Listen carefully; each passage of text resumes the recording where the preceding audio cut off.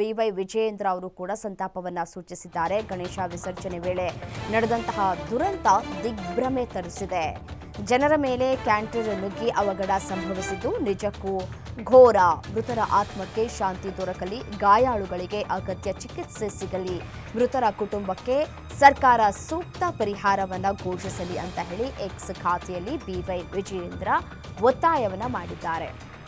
ನಿನ್ನೆ ಹಾಸನದ ಜಿಲ್ಲೆಯಲ್ಲಿ ನಡೆದಂತಹ ಘಟನೆ ಸಂಬಂಧಪಟ್ಟಂತೆ ಎಕ್ಸ್ ಖಾತೆಯಲ್ಲಿ BY ವಿಜಯೇಂದ್ರ ಒತ್ತಾಯವನ್ನು ಮಾಡಿದ್ದಾರೆ. ಸರಿಯಾದ ಚಿಕಿತ್ಸೆ ಸಿಗಲಿ, ಗಾಯಾಳುಗಳಿಗೆ ಮತ್ತೆ ಸರಿಯಾದ ಪರಿಹಾರವನ್ನು ಕೊಡಲಿ ಅಂತ ಹೇಳಿ ಅವರು ಈ ಮೂಲಕ ಸರ್ಕಾರಕ್ಕೆ ಆಗ್ರಹಿಸಿದ್ದಾರೆ. ಹಾಸನ ಜಿಲ್ಲೆಯ ಮೊಸಳೆ ಹೊಸಹಳ್ಳಿಯಲ್ಲಿ ಗಣೇಶನ ವಿಸರ್ಜನೆ ವೇಳೆ ಮೆರವಣಿಗೆಗೆ ವಾಹನ ಅಪ್ಪಳಿಸಿದ ಅಪಘಾತದಲ್ಲಿ ಈಗಾಗಲೇ 9 ಜನ ದುರ್ಮರಣಕ್ಕೀಡಾಗಿದ್ದಾರೆ.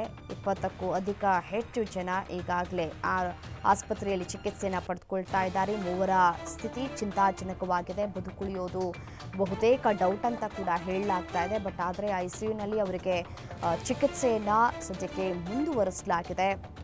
ಅಪಘಾತದ ತೀವ್ರತೆ ಎಷ್ಟರ ಮಟ್ಟಿಗಿತ್ತು ಅಂತ ಹೇಳಿ ಸ್ಥಳೀಯರು ಹೇಳ್ತಾ ಇದ್ದಾರೆ. ಊಟ ಮಾಡೋದಕ್ಕೆ ಅಂತ ನಾವು ಹೋಗಿದ್ವಿ ಆ ಸಂದರ್ಭದಲ್ಲಿ, ಮತ್ತು ಅಲ್ಲೇ ಹಾಸ್ಟೆಲ್ ಕಾಲೇಜು ಇರೋದರಿಂದ